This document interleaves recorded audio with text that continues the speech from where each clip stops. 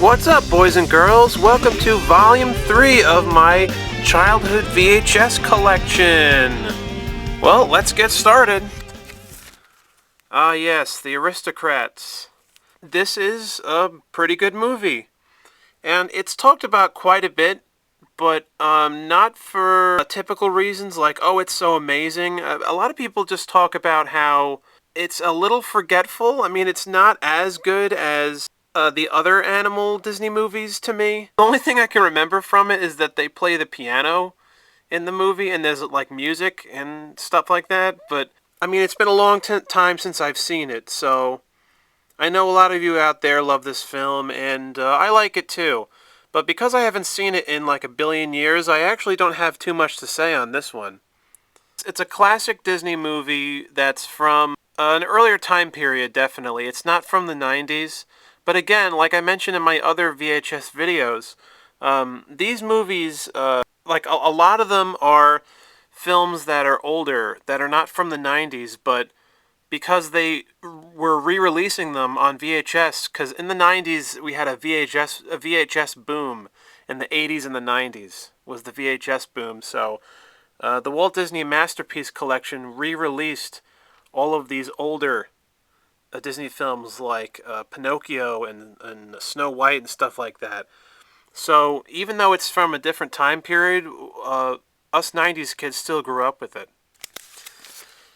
Alice in Wonderland. Oh, I love this movie so much.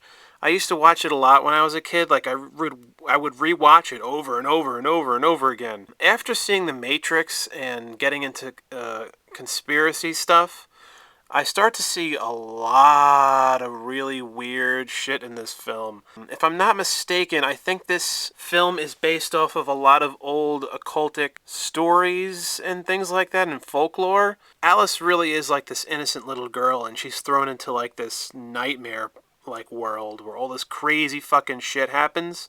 Wonderland it's more like Nightmare Land. Her journey in this film does remind me of Snow White a little bit.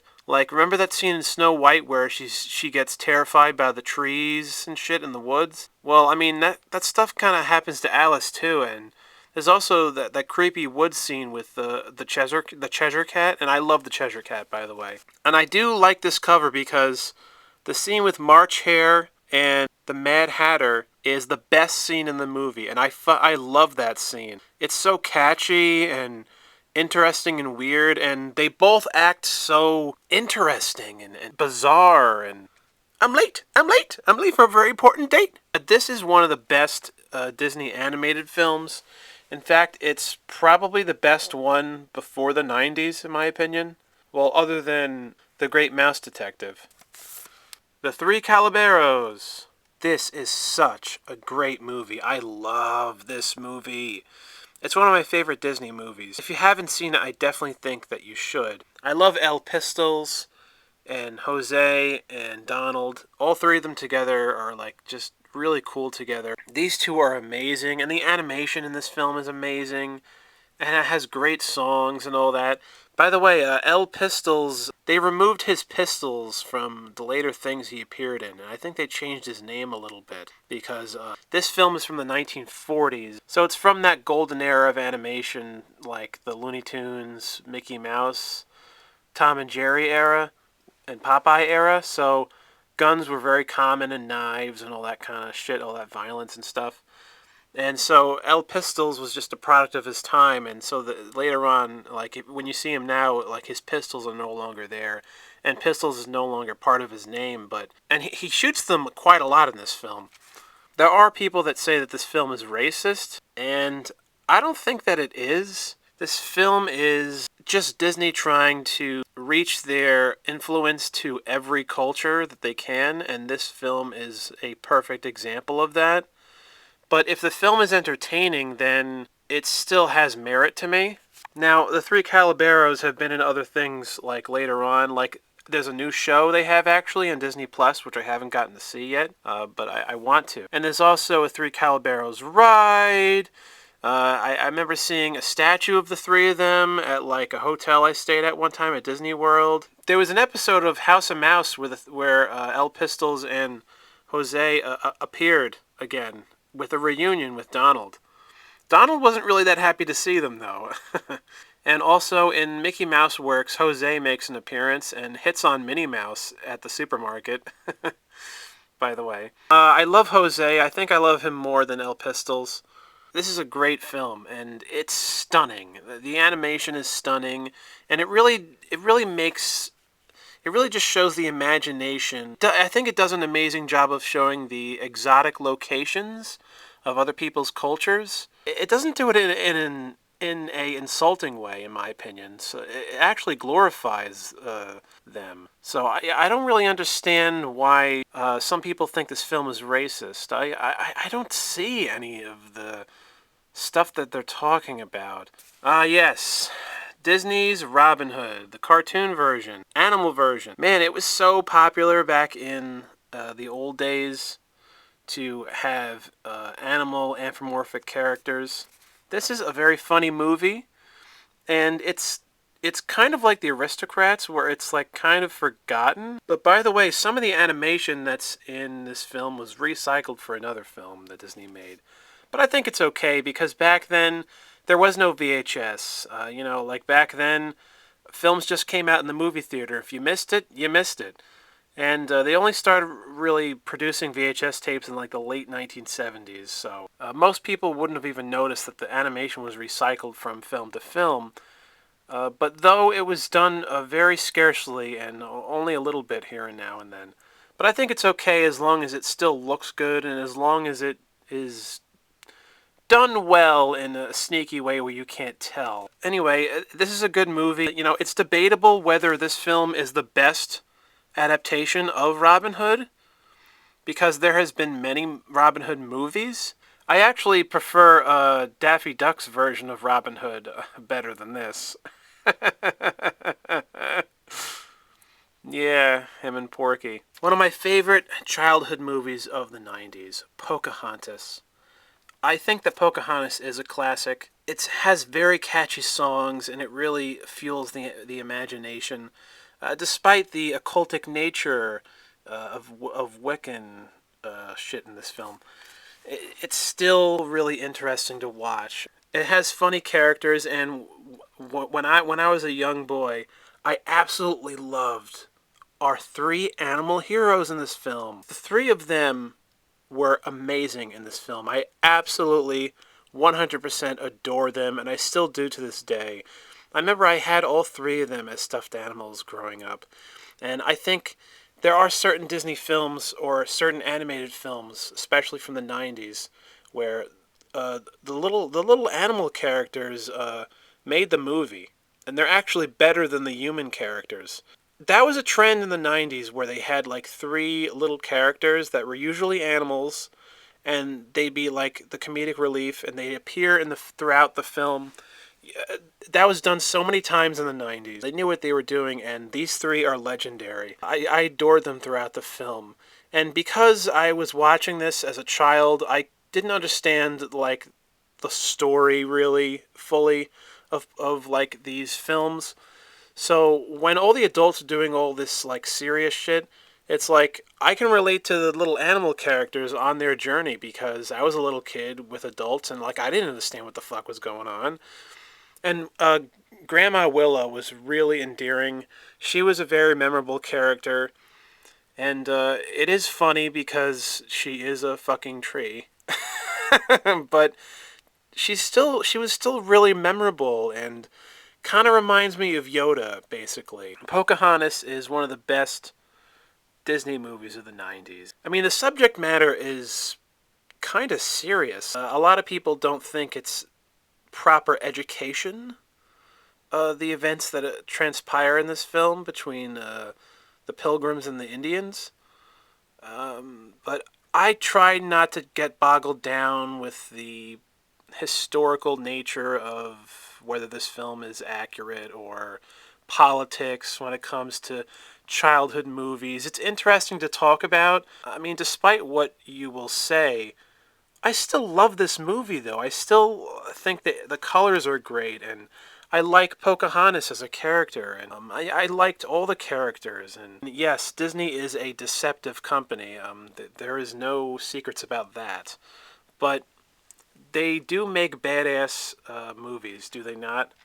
And if you just want to enjoy yourself, like I wouldn't even think about all of that stuff. Just enjoy the film for what it is. Pocahontas 2: Journey to a New World. I remember when this came out, and it was watched by all of us, but it wasn't as big of a hit as the first film, and this was a VHS 2 release, which is cool. I love that. High quality animation. It's interesting. I mean, it continues Pocahontas' journey in this film. It isn't as memorable as the first film. Like, the first film feels more adventurous. This film feels, I think, a little maybe watered down, maybe? So I'm all for, like, more Pocahontas stuff because I love the first film. But I don't know what it is, but I think the colors of the first film were really magnificent. Like, there was a lot of pink and red colors in the first film, like sunsets and all that stuff, like the atmosphere. And this one feels bland, actually. I remember like there's like snow in it and stuff. Whatever. Pocahontas meets this new guy in this film, and they have a lot of arguments in the film. And I find those scenes to be the most interesting in this film to watch as an adult because 100% of that shit flung over my head as a child. Like, the stuff they argue about is very topical to the time period and women's place in society at the time and how men were in society at the time and, like, their arguments they had and how, her being an Indian and him being a pilgrim. And it was really interesting because Pocahontas is, in these films, she's a rebel and adventurous and all that kind of stuff. Well, I mean, I wish I could say more about this film, but I haven't seen it in a trillion years, so, well, that's it. Dumbo! I think Dumbo is a really good movie.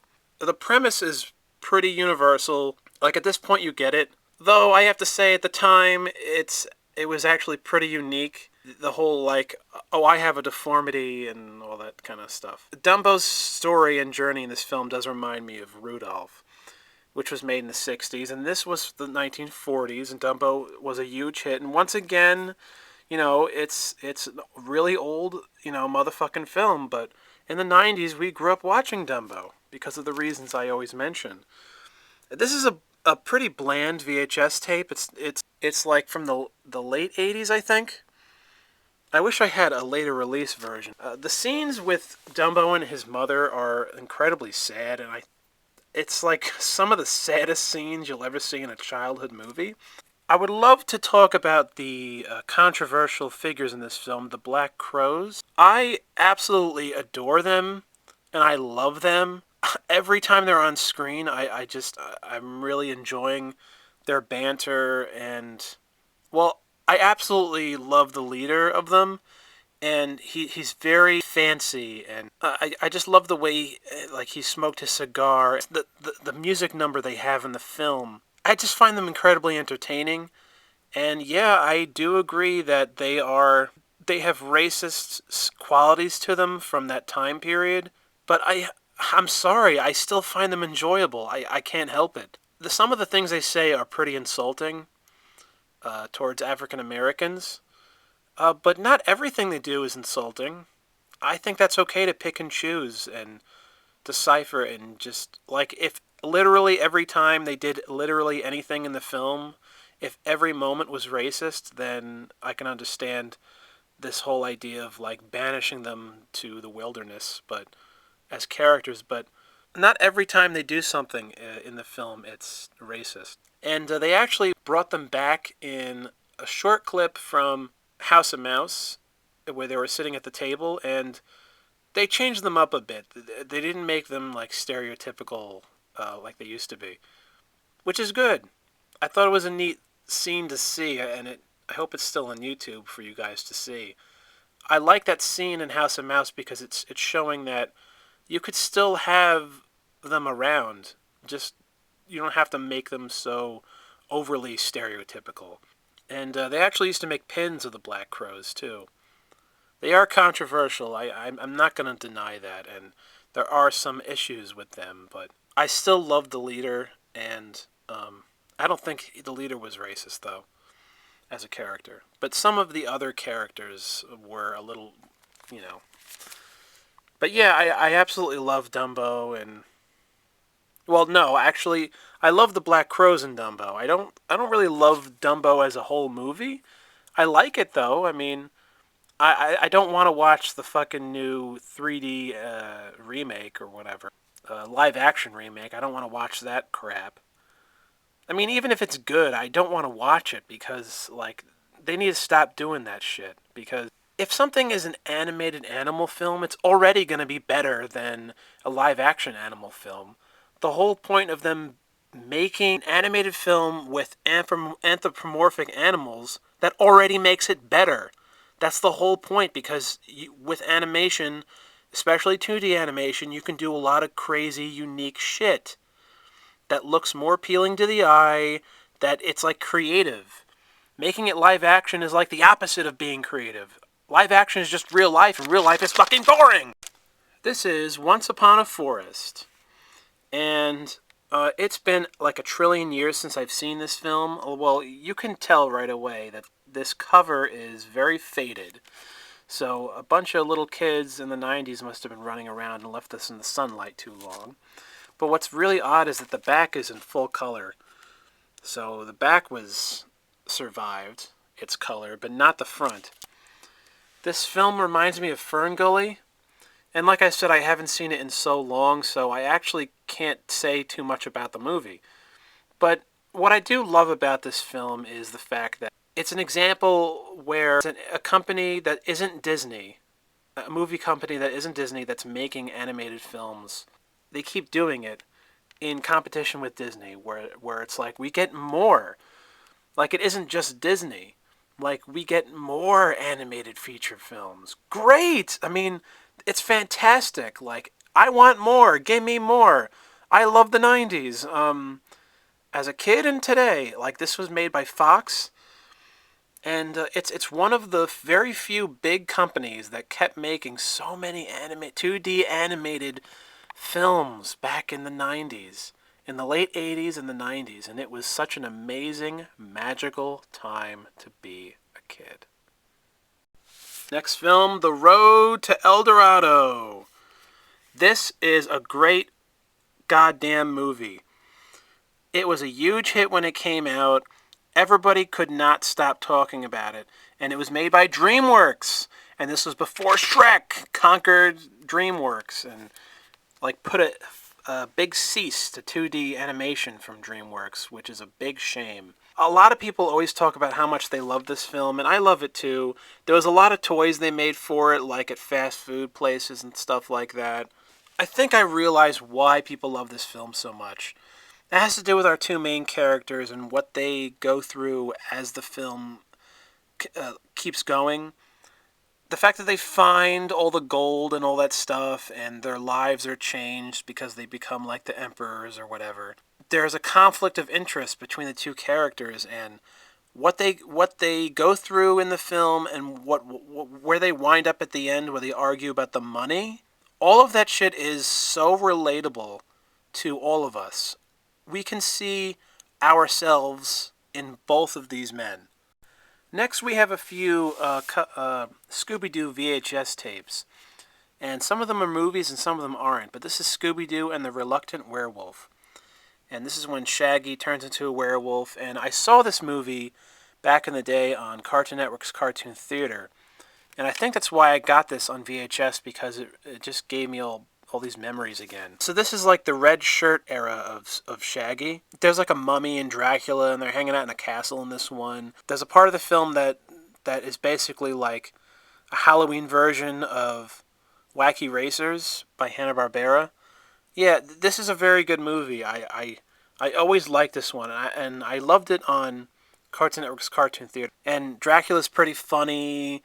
The announcer chick is pretty funny in it, and there's like a parody of Vampira in this thing and all that. Shaggy wearing this his classic original green shirt on the cover is like a mistake. This is an older film, and when they re-released this in the 90s, they made this new cover, and then they screwed up the color of his shirt, because this is like an 80s movie, and in the 80s Shaggy wore a red shirt, so They like screwed up on this. But yeah, like back in the day on Cartoon Network's Cartoon Theater, I watched it in the late 90s. But yeah, it's one of the more memorable Scooby-Doo movies before Zombie Island. I love that one, of course. That's the best Scooby-Doo movie. Here's another one they aired a lot on Cartoon Network's Cartoon Theater, Scooby-Doo and the Ghoul School. The little mummy girl is really cute in this film, and they hang out with these girls they meet that are like witches, and she's obviously a parody of The Bride of Frankenstein. It does blend in with the events of Scooby-Doo and the Reluctant Werewolf, because they both hang out in this giant castle in both films, and in both films it just stars Scooby and Shaggy. Like, none of the other Scooby gang are in the film, like Daphne and Velma and Fred and all that shit. So it's interesting. So this is Scooby-Doo Goes Hollywood, and I gotta tell you, I used to see this all the time at my old Blockbuster back in the day, and I used to think, wow, look how cool this looks. And what's interesting is that it was always placed next to the Muppets movie on VHS, and this other Muppets VHS tape where it's like they're dressed up like they're going to Hollywood. So I thought the theme was so similar. I actually don't think I ever watched this in my life. Yes, I know, this is the third video, and all of these tapes I said I've seen, but, yeah, folks, I think this is the first one I haven't seen. Because I can't tell you anything that happens in it. It may be a compilation of Scooby's different costumes over the years. It may have like 2 or 3 episodes from the show on this tape, or 4. I think it's something like that. This might not be a movie. But the title does remind me of Scooby-Doo and the movies, the old TV show they used to have where they met Batman and Robin. The Sword and the Stone. It has humorous moments in it. Once again, it's been a very long time since I've seen it. It does remind me of The Black Cauldron, another Disney film. It's so similar to The Black Cauldron that often I think people confuse these two films together. Both have a boy taking a sword out of a stone. Both of the boys actually look the same, and they have a similar adventure, and there's magic, and there's a wizard. It's so similar, it's like insane. My Dog Skip, starring Frankie Muniz. This was a very memorable movie cover growing up. So is Frankie Muniz's face on this cover that he's making. And this came out like 1 year before he was the star of his own show, Malcolm in the Middle. He's like on the verge of becoming a star. Like, this is like right before Malcolm in the Middle hit the scene in the year 2000, where Frankie Muniz became a 2000s icon, an early 2000s icon. I always thought this cover was like disgusting and weird and stupid, and I saw a little bit of this film back in the day, but sorry, I really can't tell you anything that happens. What I always thought was weird was, I remember when Malcolm in the Middle came out, like the first DVD. This is season 1. By the way, they never released seasons 2 through 8. So, fuck Fox, and I don't understand that shit. That's a whole other rant. But anyway, I always thought it was weird that both of these releases had like this like totally white cover with like the text. I always thought it was like so similar, and I thought that was so odd growing up. Like, it's Frankie Muniz, and I guess this is just like pick similar covers, you know? Very, very peculiar. Peculiar. Damn it. I love this show, by the way. One of the best sitcoms of all time. Life is unfair. The Snowman. This was really, really memorable growing up back in the 90s. It basically reminds me of My Dog Skip. No, not My Dog Skip.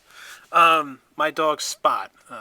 The animation is really interesting in this film, and you can tell there was a lot of hard work poured into the animation here. It's not great, honestly. I know there's people that think it's great, but it's decent. It's a little bit memorable, and it's decent. But the Snowman never became a bigger character than what he was, than what this movie was. It may have something to do with the title and how there wasn't like funny stuff that happened in the movie. It was more just like cutesy stuff. But I do have Stuffed animal. That's right. This is the movie you were in. This is my fucking movie. I'm a star, and I don't give a fuck what anyone says. I was bigger than the Lion King in the 90s. Get the fuck out of here. Ass. I deserve more money. I deserve to be on TMZ. I am a fucking star. I was a bigger star when you were all in fucking diapers, so fuck you all. Okay, go to the retirement home, jackass. That was neat, right, guys? You got to see what the Snowman has been doing in his retirement. He's living here with me, unfortunately. The Jungle Book, Mowgli's Story. A live-action Jungle Book movie? Oh, you don't say. That's right. You know, I try to tell people about this film that there actually was a live-action Jungle Book movie back in the 90s. And most people do not remember this film. And this is like a million years before the new Jungle Book live-action movie.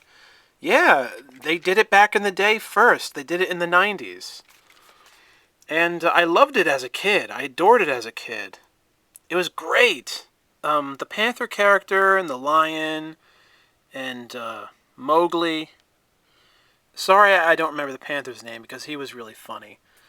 I think they all talk to Mowgli in this film. And yeah, it's classic. And I haven't seen the new Jungle Book, but I hear it's the best live-action Disney. Someone who is really bored can watch both and then let me know which one is better. Antz. I like Antz. I think it's a decent movie.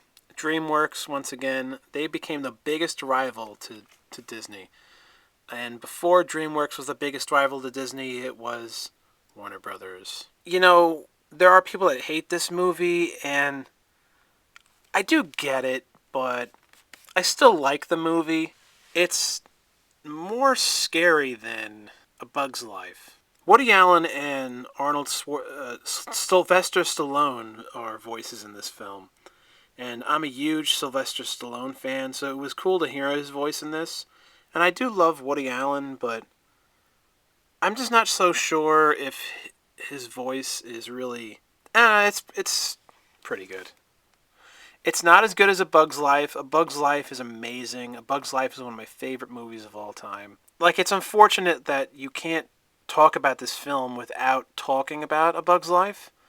But it's just like Bug's Life was just so amazing. And then, like, you have this other film around that time just called Antz, and that's the title. I mean, A Bug's Life is, like, beyond a better title. A Bug's Life is also visually a more colorful film. And this film also definitely has way more adult jokes in it because it's a DreamWorks film. And DreamWorks, you got to remember back in the day, folks, it was the anti-Disney. So yeah, but decent movie though. Winnie the Pooh, Frankenpooh. Yeah, so I think I bought this as a joke, but I do love Winnie the Pooh. Winnie the Pooh was a huge star in the 90s.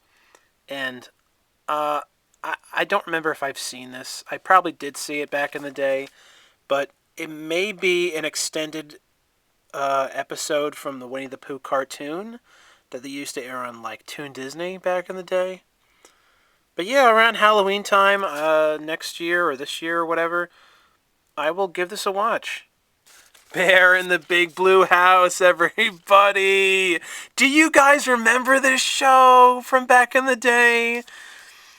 This was a really memorable show. I'm not going to say it was a great show because it's not as memorable or as good as Sesame Street, and it's nowhere near as good as the Muppets. The Muppets are the kings. I love the Muppets so much, and this show I used to watch all the time back in the early 2000s. And Tutter was absolutely hilarious. He used to scream all the time and all that stuff. There was a lot of lessons in this show, and it's definitely just for little kids. But I was watching it when I was like in my early teens, when it's not meant for me. And it used to just come on, and I liked the way it looked, and it was funny to watch, to see how corny it was and all the silly things that happened in it. The characters are memorable. Bear is like ridiculous and hilarious. I mean, he's like the hugest, one of the biggest Muppets I've ever seen. Well, they're not Muppets. I mean, I'm a huge Muppet fan, so I'm not going to start using language that other people who don't understand the Muppets use. They aren't Muppets, because the Muppets are their own characters, but it's made by the Jim Henson Company, though. This has like 3 episodes on this VHS tape, so this is not a movie. And by the way, the house they live in is like... I have a dark, funny theory about it. So the house is abandoned, right? So my theory is that Bear and all the animals murdered all the humans that used to live in that house, and now they just took over their house. Otherwise, how do you explain how they live in this big house in the middle of nowhere? How do you explain that? Explain it! Explain it! My theory works. It makes sense. There are no other theories. There is nothing else that can make sense. Okay? That's what happened.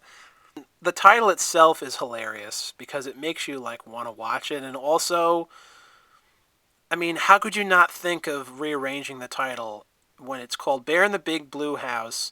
How could you not think of calling it Bear in the Big House? You know, like in jail?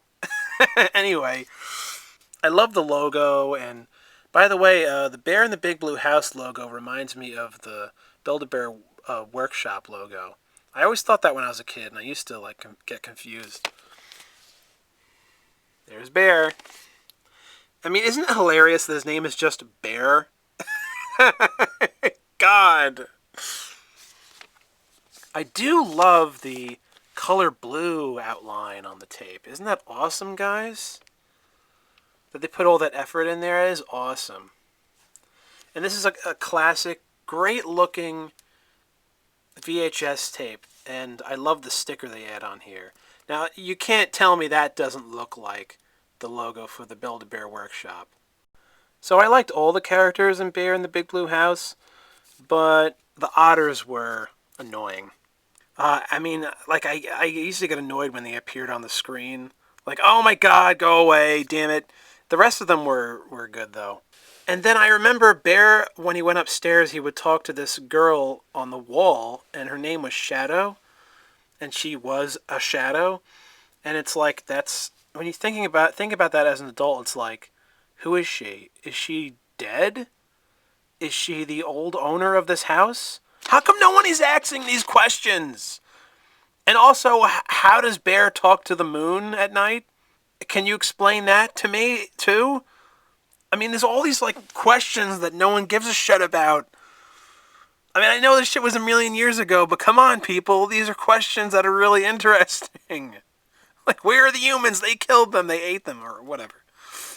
And no, it's not Shadow from Sonic. It's a different Shadow. A dead girl's Shadow. Oh, okay. Ugh. Little Nemo. So this is a film from, like, the 80s, but I rented it from Blockbuster back in the day. Let me know in the comments if you guys actually saw this movie back in the day. This is a very creepy movie, and it's really magical, and literally and figuratively. I mean, it's just really, really imaginative, and it scared the bejesus out of me when I was a little kid. But I loved it, though. I love the mysterious nature of it. Like, is he dreaming? Is he not dreaming? And just like all the weird shit that happens in this film, like this film holds a near and dear childhood memory to me, and that is the only reason why I picked this film up, because I just remember watching it when I was a kid being like, whoa, this is like really, really trippy and interesting. It's a film that tried to be a big hit, but it flopped. And that, unfortunately, is what winded up being the legacy of Little Nemo back in the day. But now I think the legacy of Little Nemo today is all of us nostalgic adults remembering how imaginative and creepy and weird the film was, and our memories of seeing it when we were a kid. And I think I didn't even finish it when I was a kid because I was so, like, mesmerized and freaked out by it or something. It's just one of those things that slipped through the cracks. So, this is Miracle on 34th Street, the 90s version. So I thought this was a great movie back in the day. It's 20th Century Fox. Is that Matilda? It might be Matilda. For those of you who don't know, Miracle on 34th Street originally was actually a really old movie that was in black and white, and they used to air it on TV, like the early channel number channels, like Channel 4, 5, shit like that. They used to air it every Christmas. They don't do it anymore, though. Then in the 90s, did a remake of it. The 90s was like the era where first time they were making a lot of remakes, and it was the first time they were making like remakes and doing like a kid 90s version of the remakes. That was a trend at the time, and usually the 90s version was way better than the original, because the original one was old and boring. No, I mean, I like the original Miracle on 34th Street, but, this one is like the 90s version. It's better, people, And, like, as a kid, this really helped me and other kids still believe in the lie that Santa Claus is real. Santa! Yeah, what do you want, kid? One more thing I want to say is that, people do not talk about this film anymore. At all. I haven't heard a soul discuss it in probably 14, 15 years. But it deserves a rewatch this Christmas. From my family to yours. A nostalgic 90s Christmas. Come to the last tape on the shelf, unfortunately. The Legend of Sleepy Hollow. So this is a film kids used to watch around Halloween time. We used to watch back in the day. It should be longer. Like, I wish it was an 2-hour movie, but this is such a great movie. It's talked about a lot as like a legendary animated Disney film, and I do love this old VHS tape. It's very different than all these other ones. Like, these are like the special ones that are white and bigger. And these were like, I think the earlier ones where it's like thinner and stuff. With the headless horseman scene was a little scary as a kid. Ichabod Crane. This is a great film. Animation is really good, and it's really memorable. And it would have been nice if they made a sequel, because I know this is based off of like some old story. But couldn't you make like a sequel with Ichabod Crane and just Disney make a new story? Disney always takes ideas that were made by other people and do their version of it. And this is like the kid version of The Legend of Sleepy Hollow, because there's other adult film adaptations of the story, of the legend. And this is the most entertaining in my opinion, because I love animation. I love cartoons, so sue me. Anyway, guys, thanks for watching. Please leave a comment, like, and subscribe. I hope you guys love this video. I love hearing from you guys, and I will always and never forget the 1990s and the early 2000s. For the rest of my life, I will be a slave to my nostalgia. I love it forever because it's the best time period ever. Thank you so much for watching. Have a great day. Love you guys. Bye-bye.